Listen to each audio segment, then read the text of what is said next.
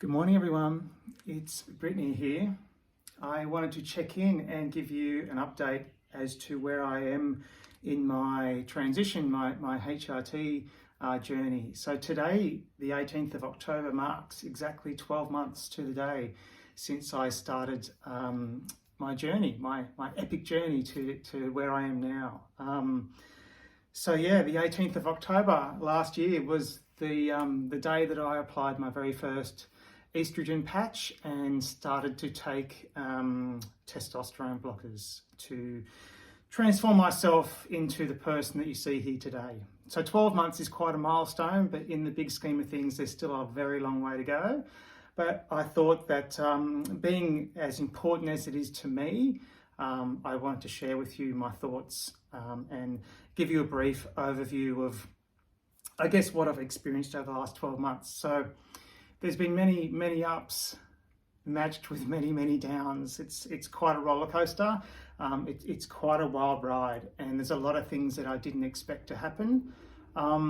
So obviously there's a lot of physical changes, and I look very different to how I used to look. And if you all recall, when I came out, a couple of weeks after this, it would have been around early to mid-November last year, I'd said to you all, it'll take 8 to 12 months before anything changes, and then boom, it all just kind of came together. And so here we are at that sort of 12-month mark, and I never thought in a million years that I'd be here looking at you the way I do now. Many ups and downs, which the highs are super high and the lows can get pretty devastating, and it's quite a lonely proposition, this whole transitioning. I didn't think that relationships and friendships would change so much. Maybe I was a little bit naive to think that things would stay the same, but they've definitely changed. Relationships with my wife and my kids are just amazing.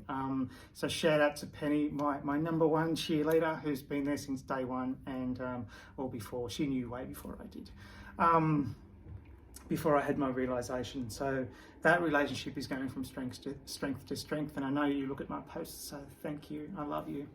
And the boys have been wonderful, haven't skipped a beat, and I think kids these days are just growing up in a far different world to the one that we did, or the one that I did anyway. So I feel confident that they'll be able to express themselves in whichever way they choose, and I'll be there to support them for that. What else has changed? Obviously, the physical stuff is pretty cool. I'm finally comfortable in my own skin. I finally feel that congruency between my soul and my exterior, which is really lovely. No longer do I wake up every morning wishing I was in a different body. I now wake up as I wanted to be, or as I always should have been my whole life.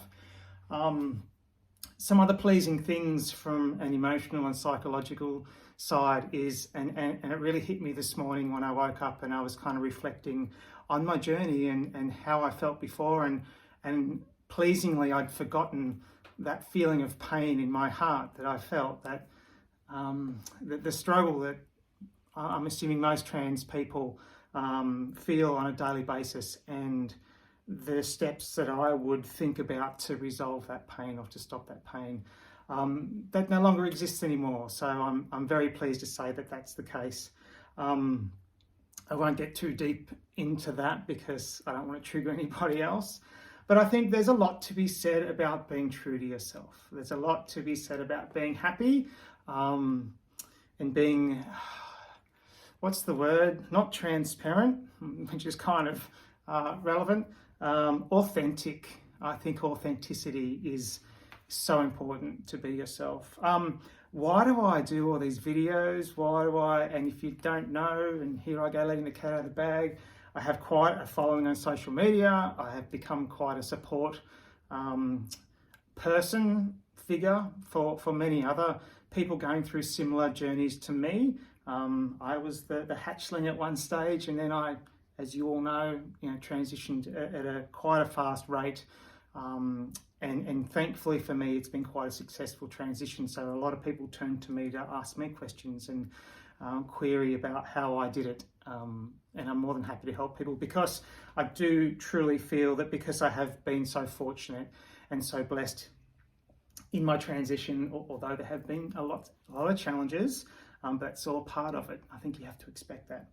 Is that if I can give back to others, to help others who might be on a similar journey or just struggling with their own self, with their identity, their existence. Trust me, I've spent many sleepless nights laying there looking up at the ceiling, wondering about how I fit in the universe. And many times those questions went unanswered. So pleasingly, those questions these days have an answer, and I genuinely feel pretty comfortable and confident within myself.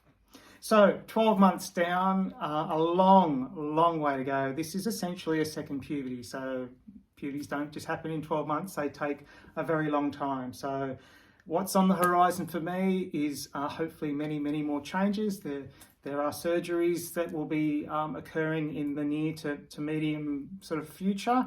No doubt I'll keep you up to date with that, but it's on my quest to become more congruent with who I am and how I want to be perceived in the world. And at the end of the day, that's all that matters. It matters how you feel about you, and this is how I feel about me. So I'm going to sign off. Thank you very much for all those that are still here, those that are supporting me.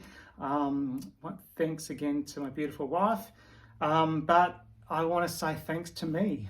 I finally realised and taken time to think about the courage and strength that was required to embark on this journey, because for so many years I was scared shitless, and I didn't know what to do, and I didn't know what to say, and I didn't know how to start, but somehow I managed to get the words out, and which started this pathway to where I am now. So good on me for finally being true to myself and finally finding the happiness that I deserve. So there you go, 12 months. All right, thanks everyone. Bye.